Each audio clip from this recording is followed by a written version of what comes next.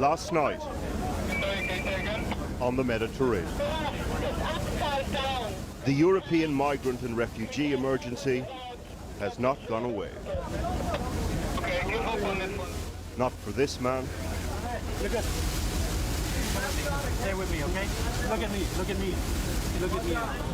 Not for this woman. Rescue blankets, we need rescue blankets. Rescue blankets. Not for the volunteers struggling to cope. It started for us at sunrise yesterday, 15 miles off the coast of Libya. The scale of what was happening dawned.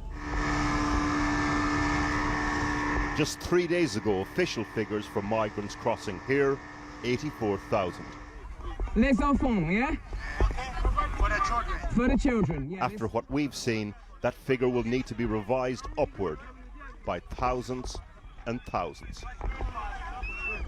Right here! On the big boats, the so-called double-deckers, they'd had enough. At this point, the rescue boat we're on is already full.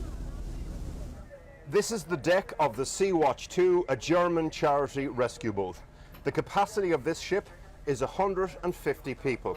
We are currently carrying about 400 souls, mainly from West Africa, that we picked up today. If you look into the distance there, that large blue boat is what they call a double-decker.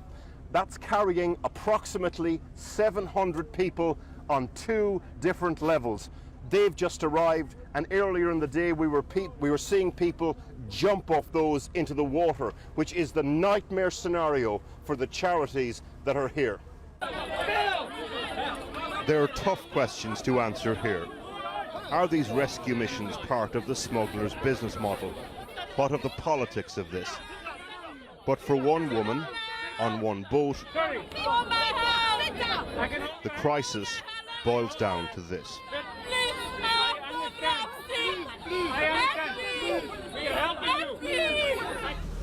And as the sun sets, if you're the person bailing the water out of the sinking boat, it amounts to "don't let me drown in the dark."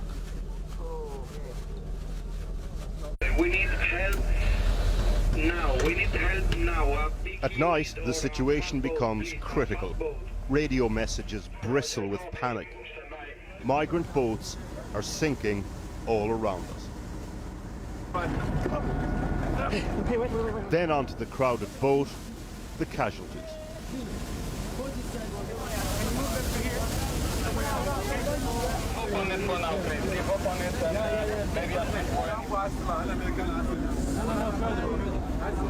When the motorboats were out taking people from the sea, a strange window of trauma and quiet.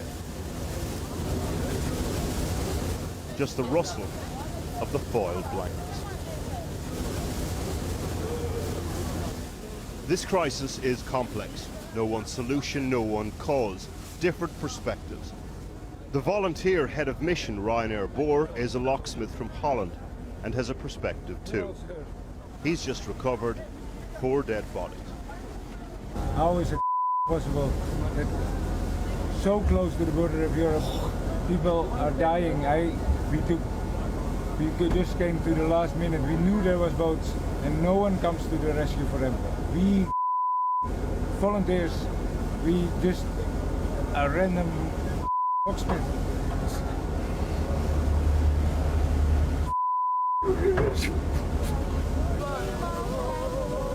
The thing about this crisis, the closer you get to it, the harder it is to make sense of why it's happening.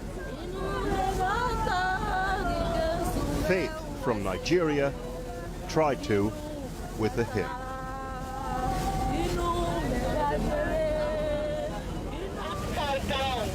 Last night we brought you the story of the rescue.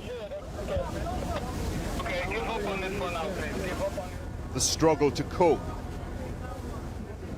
The scale.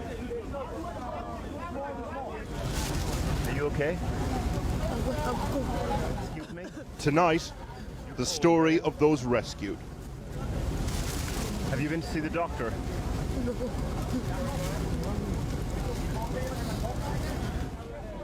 What binds them all together? Their experience in Libya. The stories that we've been hearing from the people getting on these boats is stories of savagery in Libya, stories of torture in Libya. People talk about modern day slavery. This feels medieval. They can shoot people like that. People dying every day. Yeah, Libya is not good. God save our life because we don't have hope. If you're there in the car inside, they see you, they go shoot you. Every time they shoot our blacks. That's why you go enter this boat. With hypothermia setting in, this wasn't the place to probe about why people ended up in Libya.